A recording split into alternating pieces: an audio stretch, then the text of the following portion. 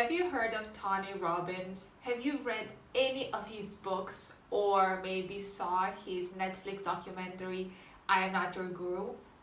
Or have you walked on coals with him? Like, that's one of the things on my dream board that I want to be doing in this lifetime. So if you did, please let me know in a comment below because I would totally love to connect with you.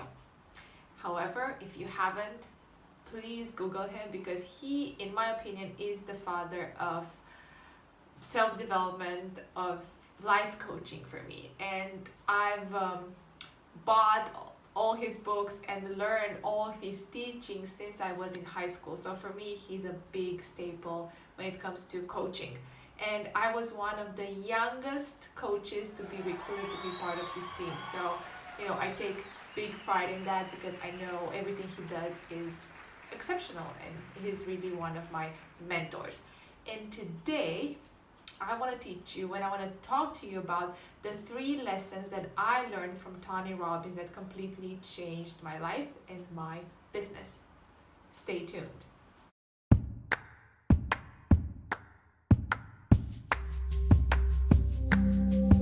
Hi everyone, I'm Roswitha from roswithaherman.com, and each week I teach women how to be the most successful person they know and how to be successful in every area of their life.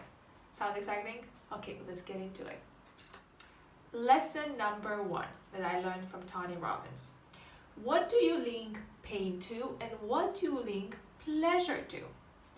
Because we all run from the things that we think are painful and we run towards the things that cause us pleasure.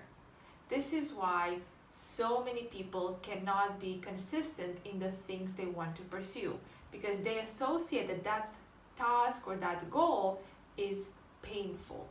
And yes, we can push it, and yes, we can force ourselves to do it for a short period of time, but we're always gonna stop unless we change the meaning we give to it.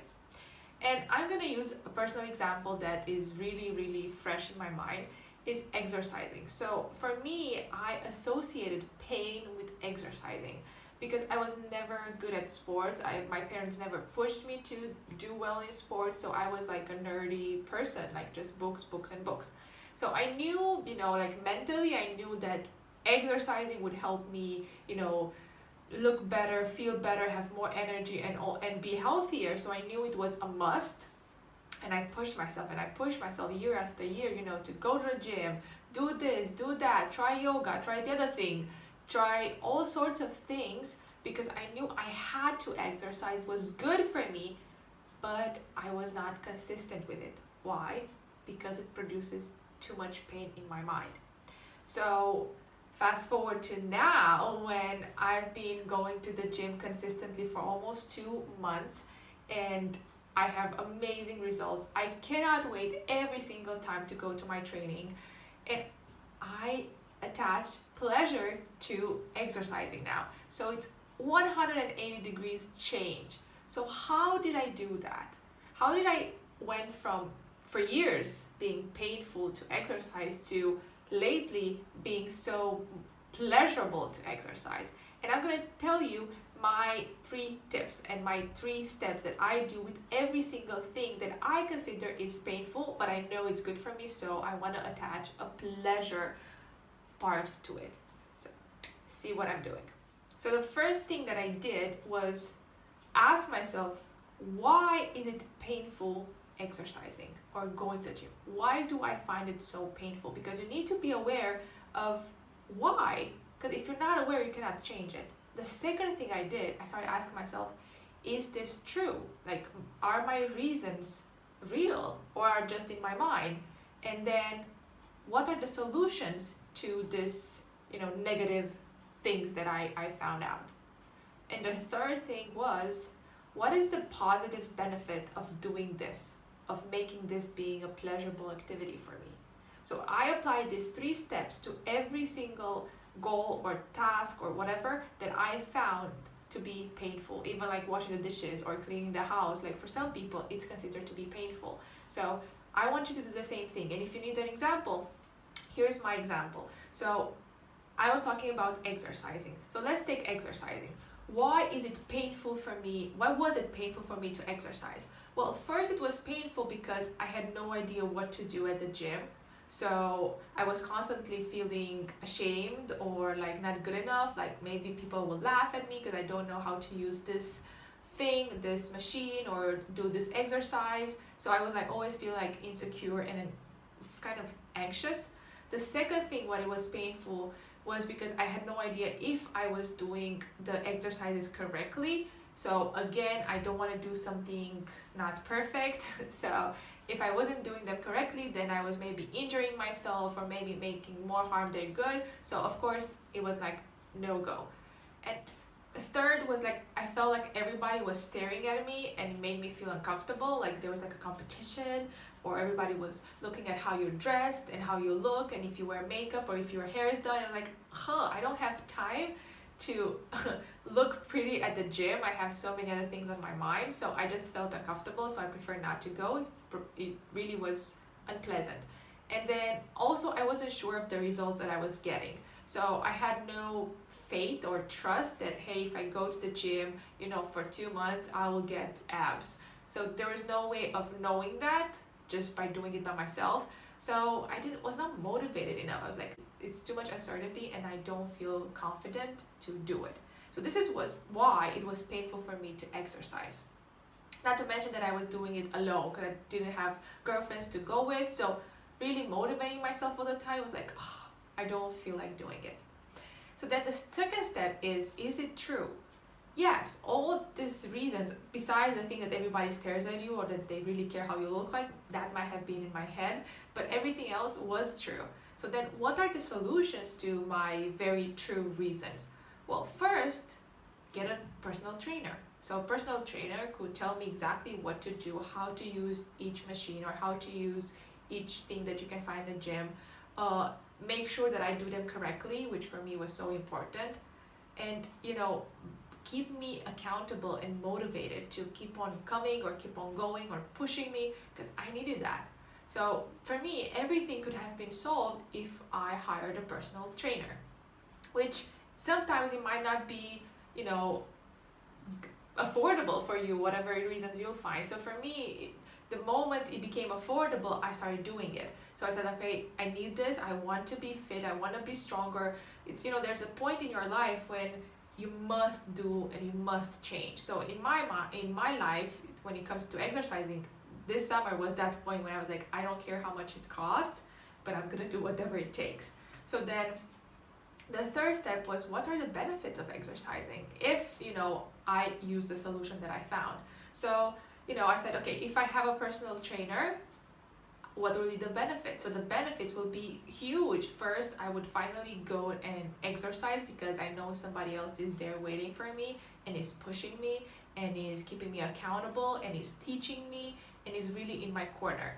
And also the funny thing was, once I got clear on all these three aspects, I actually manifested an amazing personal trainer that lives so close to me, and he's everything that I could ever imagine without even knowing, because we don't do the exercise at a regular gym. He has his home gym, so we're only a small group of people with like 2 or 4 women at once, and the exercises are so cool, and it's just nobody's staring at you because we're all doing the same exercise and the same routine at once. So it's competitive, but it's nice, and it's a nice group, and the women are nice, and it's just everything that I ever looked for. I don't feel ashamed in anything. I know he's there to help me out. I know he's there to push me, and the results I got were amazing. I was able to lose 12 pounds in less than 6 weeks. I almost have 6 packs. I mean, it's just incredible the change that I've done in such a short amount of time. And I've tried for so many times to go to the gym, or I tried different classes to go to, and I never got the result that I got now. So definitely becoming aware of what you link pain to, and then really shifting your focus and finding solutions, and then finding the blessings, and then why this activity would produce you pleasure in the future works a lot. So this is like the first lesson that Tawny taught me, and then I applied it in my own life with my own, like this is my own version of how to apply it. If you want to use it, please do, and let me know in a comment below if it helps you too, and for which task or goal are you going to apply it. So which thing right now produces you pain and you want to change it to pleasure, because I'm really curious to know. The second lesson that I learned from Tony Robbins is be of value, and I want to read to you my favorite quote that I found.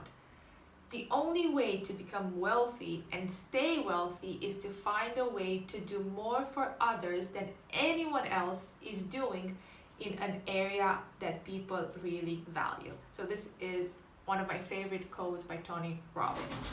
I love this quote because it completely changed the way I see life and I see business and I see making money, which is, pretty much everything that I'm surrounded with. And it comes from really doing good in the world and really having a purpose, not just, I want to make money and I don't care how I'm going to make the money, I just want to make money. But it's more than that, adding value. It's producing something or inspiring someone or helping people to really create a ripple effect in the world, which is absolutely amazing. And I know for a fact that if you add value to anything, you become invaluable, and of course the universe will repay you. So whenever you're doing something, if you're doing with the secret agenda, then of course the results that you're hoping for are not going to be necessarily become true the way you want them to, because you're coming from a wrong standpoint or from the wrong energy. If you plan on helping or everybody around you, even if it's your boss or your colleagues or your clients, but if you truly genuinely want to help them without asking anything in return, without having a secret agenda, the universe will always find a way to repay you, always. The problem is people are so focused on their own needs and their own frustrations, and they believe like everybody else is out to get them. So why would I help you? Because you're out to get me. So then everybody's like protecting themselves and feeling so, no, I'm just focusing on my own needs because otherwise nobody will care for me, so I don't care about you. The moment this happens, there is dissociation with abundance and with trust and with wealth of any kind. So the moment you go past that, because we all get hurt in life and we all have our own disappointments, but the moment you move past that, then you're like, I don't care if other people did me wrong, I don't care if I will be considered stupid for helping so much, but I'm gonna do it because I really want to help people and I really want to empower people and I really want to be of value. I want to create something valuable in the world. And the moment you do that, yes, other people might criticize it or other people might not like you for that, but the right people will totally appreciate and love you for that. And the universe will have a way of repaying you for your service brought to the world. So it's really important to be of value. So find a thing that you're good at or an industry where you can really serve and do more than any other player in your industry. Like really see who's your competitor and add more value and do more than they do, and in a couple of months or years you're definitely gonna be the bigger player in that industry. And there's actually Peter Thiel, who's an entrepreneur in the Silicon Valley, suggests using the 10x principle, which is trying to create 10x more value for others than anyone else in your field, and you'll gain creative monopoly in that field. So now I want you to think about your own business or your job. How can you create 10 times more value for your boss or your colleagues or your clients? Then after you've done that brainstorm, really put it into practice for a month and see what changes, because I am 100% sure that you will be amazed of the changes it will produce in your life. Lesson number 3 that I learned from Tani is that true wealth is when we can give without worrying and without fear. When I started my business back in 2015, I had literally $200 in my pocket, and I had no idea how I will cover rent and how I will cover the bills and how I will cover my school tuition. I literally hoped to be kind of saved or hope that money will show up, which they did in the end. But the only way to get out of that poverty mindset that, oh my God, I do not have enough, was to donate. So every time we'd feel poor, we would just, donate money on the street, or buy food for homeless, or pay it forward in a coffee shop, or whatever we saw available, we did it. And sometimes we did that with our last money, and we never regretted it, because we knew that the only way to trick our mind that we have more than enough was to give. Because this way we kind of said to the universe, I have more than enough. So if I'm giving everything away, it means that I have to receive more to pay for all the things that I need. And it was like a secret bond with the universe that, hey, I'm helping other people, please help me too. And it's a lot correlated with faith, because you know that when you give, you receive. It's not a matter of instantly necessarily, but you're always helped, and we were always helped. The universe put people in our life and opportunities and all things at the right moment to help us succeed in our business and in our success. Why? I do believe that it's a lot with having to do our best to help others, not just through my coaching and through my free coaching, but also through little acts of kindness. We helped families with food for like Thanksgiving in a year, like literally with all the money that we had left. And I have to remember that we got home from helping a lot of family that night, and we literally had nothing to eat. And I was like, we just fed like, I don't know how many families, we fed like eight families I think we fed that night. And I'm like, and we have nothing to eat. Like, that's so funny, right? But we had nothing to eat temporary, like for that day. But the next day, of course, something showed up. And actually, some of the partners that helped us with raising funds to feed those family gave us food. So that was so funny. They were like, hey, don't you need some food too? And we were like, kinda. But we were too ashamed to ask. But they were like, no, there's enough for everybody, so take some yourself too. Because we were the organizer that had this really random event that we put like in 3 days, and we were able to feed 8 families with a lot of kids. So that was a really nice thing that we did. And since then, we've been able to donate every single month. So I believe that God puts, people in our, life, or all sorts of projects that people tag me in, to donate, to help, because they know that I will. And I believe that if I do my part, the universe will do its part. And sometimes you have no idea how much $5 can count. So just because you're struggling financially now, or you feel like, oh, but I don't have enough yet to donate, I will wait until I make more money. No, don't wait. Donate $1, donate $5. I'm sure you can you have that, even if it's your last dollar. Go and give it to somebody else, and give it in kindness. Like, do whatever, be really happy when you do it. My husband buys food constantly for other people. Like, sometimes he would see a homeless person on the street, and he would just go in the first store he sees, and he would come out with food for them. Or every time we have more food than we can eat, we always donate it to homeless people. We always, like, I cook it, and then we package it and we give it for the homeless people, because I'm like, we're not gonna eat it all, so I'm not gonna wait until I'm gonna throw it away. I'm just gonna give it to other people who will definitely appreciate it.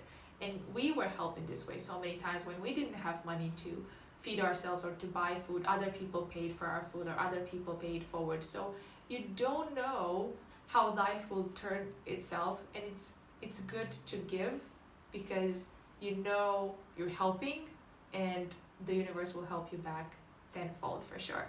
So really be of value, know what you link pain and pleasure to, and donate and help others, and your life will be successful, and you will be wealthy, and you will be happy, healthy, wealthy, and fulfilled.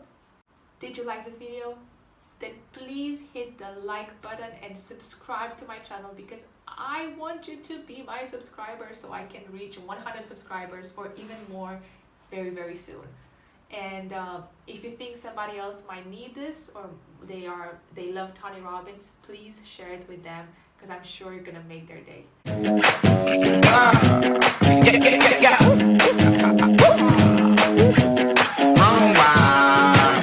on a mission and I won't stop. No destination, but it's worth a shot.